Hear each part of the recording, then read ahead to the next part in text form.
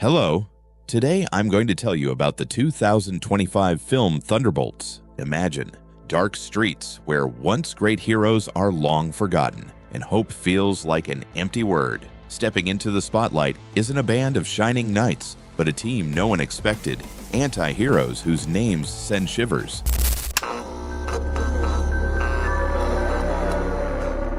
It all begins with Yelena, who confesses something feels off inside her, like a gaping void. At first, she thought it stemmed from her sister's death, but now she realizes it's something deeper, overwhelming, an existential abyss. In a moment of turmoil, she leaps from a skyscraper, but she deploys her parachute just in time, quipping with a hint of irony that maybe she was just bored. She lands on the roof of another building, where she engages in hand-to-hand combat with several men.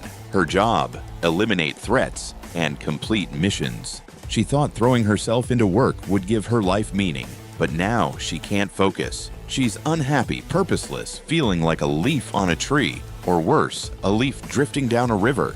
This time, her task is to perform a facial scan and destroy evidence tied to a laboratory. During the mission, Yelena finds a small pet used for experiments. Since her orders didn't specify how to dispose of the evidence, she decides to play with the animal for a bit. But just before completing the task, a scientist appears. Yelena suspects he might be the key to the facial scan. The scientist, who seems to know more about her than she expected, suggests Valentina sent her to destroy everything. He warns that the lab belongs to a group called Ox, and what they're developing could threaten all of humanity. He insists she's making a grave mistake, and during a confrontation tries to strike her. Yelena easily dodges and neutralizes him. Before she eliminates him, the scientist reveals that the so-called Project Sentry isn't what she thinks it is. Task complete, Yelena strolls away, sipping coffee, and detonates the building. She reports the mission accomplished. Meanwhile, Bucky Barnes gives an interview, now a high-ranking congressman.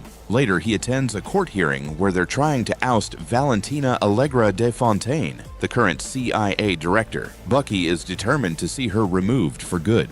During the trial, it's revealed that Valentina was part of Ox, an underground organization accused of running illegal labs across the city. There are suspicions they're conducting human experiments to create their own version of a super soldier. Valentina, however, claims her actions were driven by a higher purpose. She argues that with many Avengers no longer protecting the world, everything she did as CIA director and Ox member was for public safety. After the hearing, she orders her assistant to destroy any evidence that could incriminate her. But things get complicated when her secretary reports that an agent completely obliterated one of the labs. That agent, of course, is Yelena.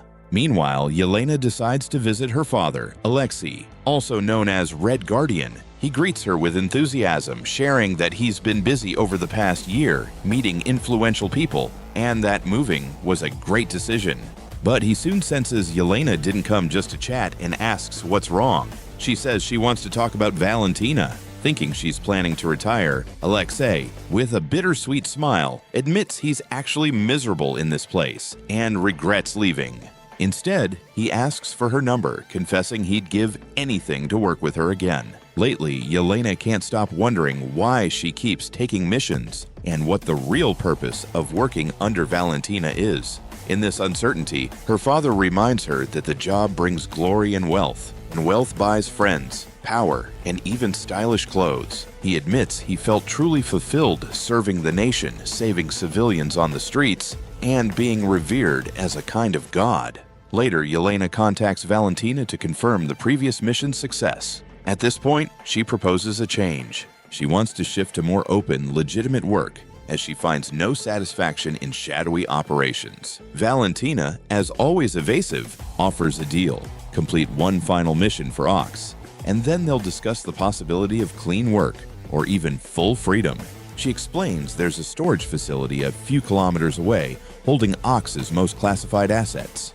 Someone plans to infiltrate it and steal something valuable, and Valentina wants Yelena to track the suspect, find out what they're after, and eliminate them. Once that's done, they'll talk about clean work.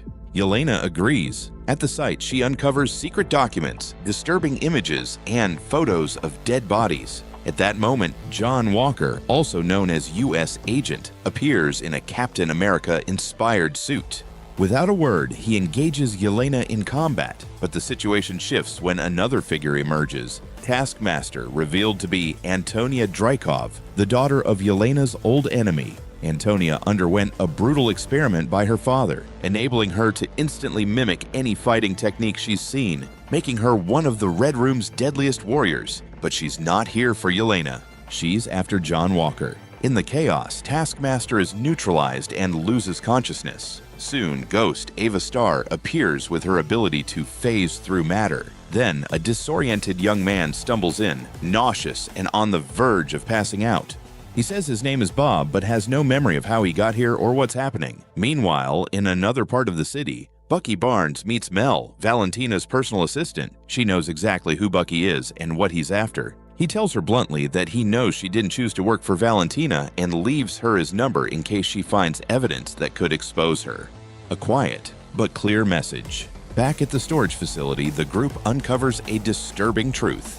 At some point, they all worked for Valentina. They all carried out covert missions under her command.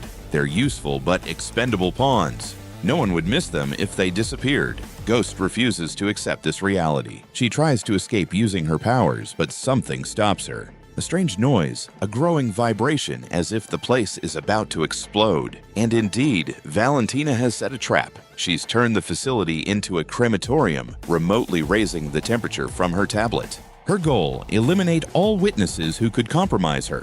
In desperation, the agents search for an exit. Ghost manages to phase out and escape, leaving the others to think she's abandoned them.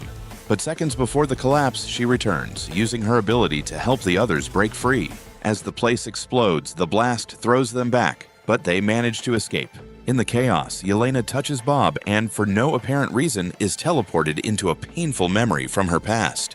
She relives her first mission, where she betrayed someone close to her before killing them. She wakes in shock, her face drenched in sweat, her soul even more scarred by guilt. Meanwhile, Mel informs Valentina that their guests somehow survived the welcome gift at the facility.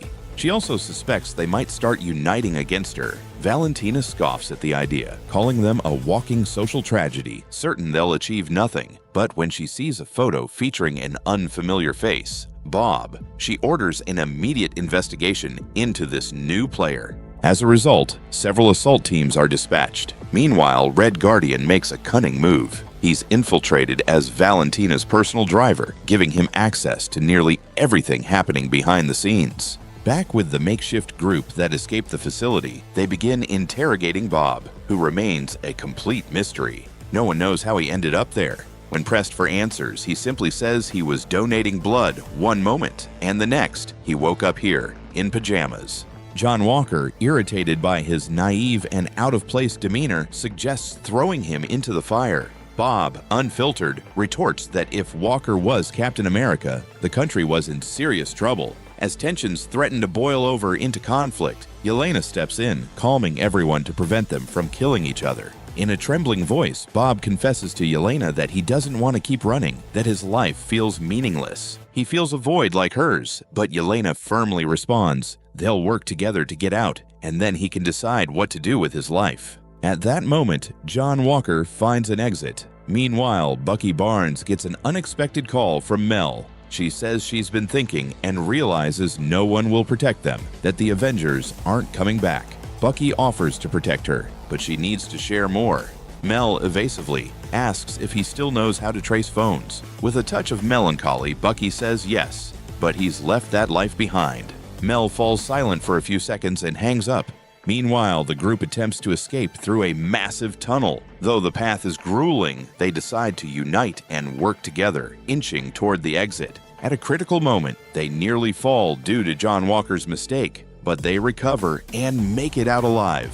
In parallel, Mel relays new information to Valentina about Project Sentry. Valentina insists all test subjects died, but that's not true. The truth is, Bob is Robert Reynolds, one of the first subjects. His presence in the facility is because, unlike the others, he survived the procedure, suggesting the experiment worked for the first time. Back with the escapees, now outside the facility, the group starts to regroup. But when John Walker reaches for Bob, Bob is pulled into a memory, just like Yelena was. In this vision, Bob sees a news report on his phone about the fall of a great hero. He's so engrossed that he doesn't notice his own child. The scene turns bitter as his wife, outraged, accuses him of irresponsibility. Snapping back to reality, as the group nears the end of their escape, they find themselves surrounded by a military team. They're trapped with no way back.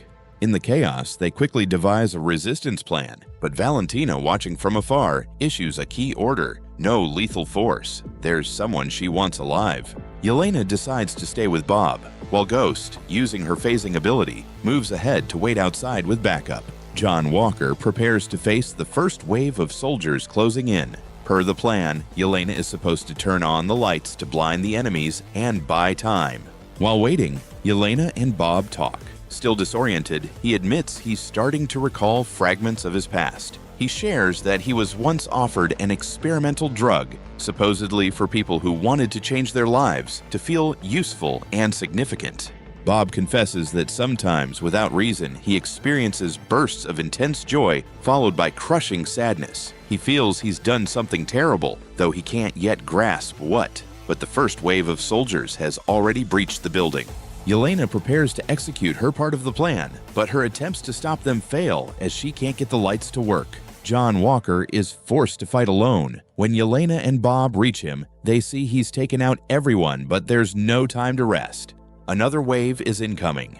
Resolute, Yelena hands Bob a weapon. Despite his injuries and confusion, he insists on helping. It's his moment. Together, they fend off the new soldiers and prevail. Exhausted, Walker reports that another wave will arrive in 60 seconds. They need to move. With no other options, they disguise themselves in the uniforms of the defeated soldiers and escape via an alternate route. Bob, with help from the others, moves as best he can, still weakened by his wounds. Ghost arrives with a truck to rescue them.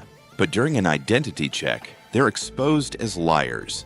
And there's no way out. Wanting to atone, Bob makes a radical decision. He steps out of the truck, weapon raised, shouting that he's the target, and surrenders to distract the soldiers. In this heroic act, he takes multiple gunshot wounds. The rest of the team, with no choice, flees. But something unbelievable happens. Bob doesn't die.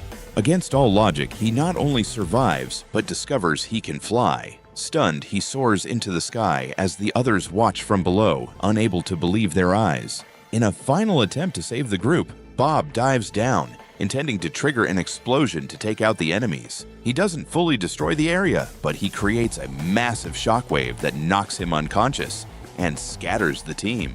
Valentina, observing, orders Bob found immediately and the others captured or eliminated. After the blast, the team slowly regroups. One of them asks Yelena what happened to Taskmaster. In a calm voice, she replies, "She killed a lot of people. It was her turn." Meanwhile, Valentina contacts Mel, instructing her to relocate to one of their old bases. Mel admits she hasn't yet tracked Yelena and the team. Valentina declares they must be eliminated. They're the last loose ends. She also orders Bob transported to New York. Later, as the exhausted group trudges along a desolate path, Yelena's father appears in his Red Guardian suit. He was too late to stop Valentina's attempt to burn them alive, but at least he's here to help.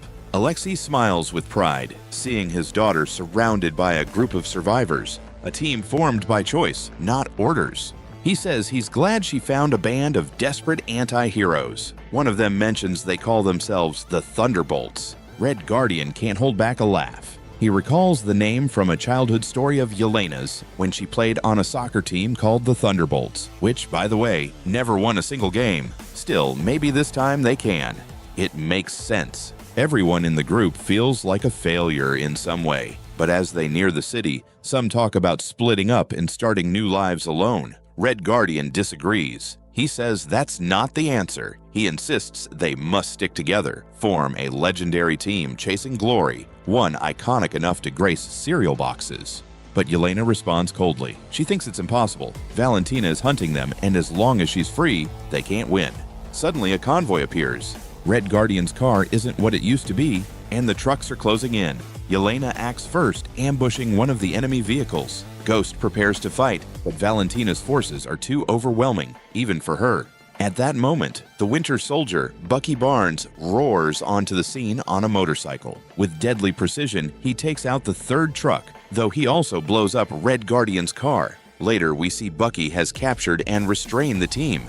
He explains he doesn't see them as a threat, but as key witnesses. He plans to use them to build a case against Valentina, get her removed, and lock her in a secure but comfortable maximum security cell. Meanwhile, Valentina enters the room where Robert is held. She reminds him he volunteered for the experiment. But upon waking, Robert only asks about Yelena and the others. Valentina, with her signature manipulation, sows doubt. She claims they abandoned him, that they're criminals who've likely forgotten him. Exploiting his vulnerability, she urges him to focus on himself, on who he is and who he could become. She reminds him she knows him better than anyone. His mother's mental illness, his past as an addict, everything he wanted to forget. She says he was always searching for something and found her. Only she understands him, only she sees his perfection, only she can make him a celebrated hero. But when Robert touches her, something unexpected happens. Valentina is pulled into one of her darkest memories. She's back in the moment when her father told her to hide, just before he was killed in front of her. Shaken by the vision, Valentina asks for a moment to compose herself. But before she can leave, Robert promises to do everything he can to control his abilities. Back with the Thunderbolts, Bucky says they'll be his main evidence against Valentina, but the team responds that they no longer work for her, that she betrayed them, tried to burn them alive, and everything changed when they met Bob. They reveal he was a victim of Project Sentry. Bucky, however, seems unimpressed. Even when they tell him Bob flew into the air and exploded without dying, he remains skeptical. Everything changes when Mel calls Bucky. She reports that Valentina has Bob under control and that he survived Project Sentry. She adds that he now poses a real threat. Only then does Bucky take it seriously. He unties the team and says they need to unite to stop Valentina and the monster she's helping create. Elsewhere, Valentina has a private conversation with Mel. She says the world is full of bad people and worse, and she's chosen her side. She asks Mel to let her know when she comes to her senses. Then she goes to train Robert. Seeing him begin to control his abilities, she smiles proudly. She repeats that no one but her sees who he truly is, and that's what makes him perfect. The Thunderbolts storm Valentina's new building. They fight their way through resistance, but to their surprise, Valentina greets them with a smile. She says the door was open. They just had to come up to see her. When they finally reach her office, Bucky asks about Mel. Valentina coldly replies that Mel had loyalty issues, and she kept her close long enough to lure them here. She's no longer needed. Then Valentina introduces them to Sentry, the most powerful hero to ever exist. Stronger than all the Avengers combined, she confidently declares no one can remove her now because she has a being capable of saving the world whenever and however she wants. The fight begins. The Thunderbolts throw everything at Sentry, but he's too powerful. Their attacks are futile. The power gap is immense. They have no choice but to retreat and escape. After the battle, the team fractures. No one wants to keep working together. The unity that bound them is gone. Each goes their own way, disillusioned and wounded. Even Yelena angrily accuses her father of being absent all year, of giving no sign he was alive. Meanwhile, Sentry starts questioning Valentina. He reproaches her for creating him, giving him a name, a suit, and an identity without ever asking what he wants. Calmly but ominously, he asks why a god should obey human orders. Valentina, sensing she's losing control, tries to activate a safety protocol, but Sentry already knows. He realizes she, like everyone else, was going to betray him. He nearly kills her, but Mel unexpectedly appears and saves her. Elsewhere, Red Guardian approaches his daughter for a heart-to-heart. He says that despite everything, they should try to rebuild their bond. They're still father and daughter. He fondly recalls sweet moments when she was a gentle little girl. Maybe, he says, her first Red Room trial was too harsh, but he always saw unmatched tenderness in her. They reconcile, sharing a tight embrace, but time runs out. A roar shakes the sky. Sirens blare, people scream. Sentry is consumed by the void, a dark and destructive entity living within him. Now fully unleashed, it begins obliterating everything in its path. Nothing and no one is safe. The Thunderbolts regroup, casting aside their differences, and rush to save as many people as possible. In the chaos, they manage to evacuate several civilians. They're cheered and applauded, but everyone knows the Void is stronger than any recognition. Nothing escapes its destruction. While the others help the wounded and search for escape routes, Yelena approaches Bob. She quietly tells the Void that maybe it was right all along. In the end, everyone is alone. Then Yelena steps into the abyss and vanishes into the Void. Red Guardian watches in despair, but John Walker stops him.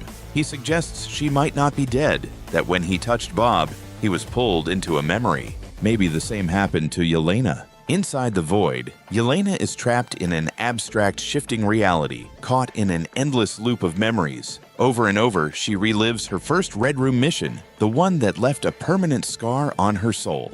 Bit by bit, she breaks free from that scene, only to face an even more disturbing one, the moment she flawlessly executed missions, while others were brutally punished for failures. The memories don't stop, each more painful than the last. But then, in a mirror's reflection, Yelena sees Bob. Wanting to talk, she approaches. He lets her in, pulling her into his memory. But soon, she learns the truth. The figure isn't just Bob, it's the Void, speaking through him, twisting his mind, erasing his identity. Bob, or what's left of him, admits he has good days when he feels invincible, and bad days when everything seems pointless. Days when everything he loves seems to dissolve. Yelena replies that there's no point letting it consume him, that pain shouldn't have the final word. But Bob clings to the darkness, saying this room is cozy, that others are worse, and then one such memory arrives. It's young Bob trying to protect his mother from his father's abuse, only to face mockery and humiliation in return. The scene becomes unbearable, and Yelena firmly says she was wrong back at the facility when she said they must endure suffering alone, that by sharing the burden, they can get through it together. She knows this. She's lived it. She insists they must escape, that there's a way. But Bob loses control. The Void manifests with fury. Memories take form attacking them, but they can't die here because this place isn't about death. It's about pain. At that moment, the rest of the Thunderbolts burst into this reality, led by Red Guardian. They came for her because despite everything, they're still a team. Together, they search for an exit, and Yelena recalls Bob's words that this room was the calmest, meaning worse ones lie ahead. Maybe, she thinks, the worst is the exit, and with resolve, they plunge deeper into the Void's darkness, while in the real world, the city continues to be devoured by this formless entity. One by one, they pass through Bob's darkest memories, scenes of humiliation, loneliness, hatred, abandonment. Finally, they reach the source, the laboratory. There, Bob confesses it was in this place they promised him a special drug that would make him stronger, let him prove to the world he was worth something, that his life had value. And in that same lab stands the Void. When Yelena declares they've found the exit and are leaving, the Void reveals its true form. It unleashes a devastating wave of energy on them. Bob, paralyzed by fear, can't resist. The Void corners him, isolates him, tempts him. It whispers that his friends don't care, that they're using him, that they'll forget him. But this time, Bob doesn't give in. With burning eyes and a steady voice, he declares he's stronger than the Void. And for the first time, Bob fights back. Not with strength or power, but for truth and for himself. The Void seemed to be winning, feeding on suffering, reveling in Bob's pain, slowly consuming him. At his breaking point, Bob snaps and charges at it with fury, striking with all his might, screaming as if he could destroy it with his fists. But the Thunderbolts realize with horror what's happening. This is exactly what the Void wants, to drag him down to its level, to drown him in despair, to turn him into itself. Yelena won't let that happen. Resolutely, she pushes through obstacles to reach Bob, not to fight, but to embrace him, to support him, to remind him he's not alone. One by one, the other Thunderbolts join, surrounding him, embracing him. Together, they hold Bob's soul in his darkest moment, not with violence, but with love, empathy, and the strength of friendship. This was, without a doubt, the most brutal mental scene they'd ever endured. But they succeeded, not with superpowers, but with what made them human. And with that, The void dissipates, reality returns, the city is restored, the vanished people reappear, the destruction ceases, the sky clears, and the world breathes again. Bob, still dazed, doesn't remember what happened, but now he won't be alone. From now on, they'll stand together as a team, as the Thunderbolts. At that moment, Valentina appears in the crowd, watches them for a few seconds, and starts running. The Thunderbolts chase her, determined to make her answer for everything. But when they reach her, they find a trap. Valentina is surrounded by press, broadcasting live. With a venomous smile, she takes the microphone and introduces the Thunderbolts to the world as the new Avengers. She claims they're the heroes who will protect the city from now on. Everyone is stunned, but Yelena, keeping her cool, approaches Valentina, takes the microphone, and whispers, "Now you're ours." With that, the film ends. But we have two post-credit scenes. In a store, a woman browses cereal boxes. Suddenly, Alexei, Red Guardian, appears with a proud smile. He shows her a box featuring the Thunderbolts. His team, his family, as he said, made it onto cereal boxes. But the woman isn't interested and doesn't recognize him. The real gem, though, comes at the very end. In the second post-credit scene, after the final credits, the Fantastic Four make their debut in the Marvel Cinematic Universe. The scene is lengthy and packed with meaning. Now settled in the operational base of Avengers Tower, the new team discusses matters tied to their new status, like whether to ask Sam Wilson for Captain America's shield or adopt a team uniform. Mid-discussion, they mention a spatial anomaly approaching Earth from space. On the screen, a retro-futuristic spaceship emerges from a cosmic vortex. The ship slowly rotates as it enters the atmosphere, revealing the classic Fantastic Four logo on its tail. And with that, it ends.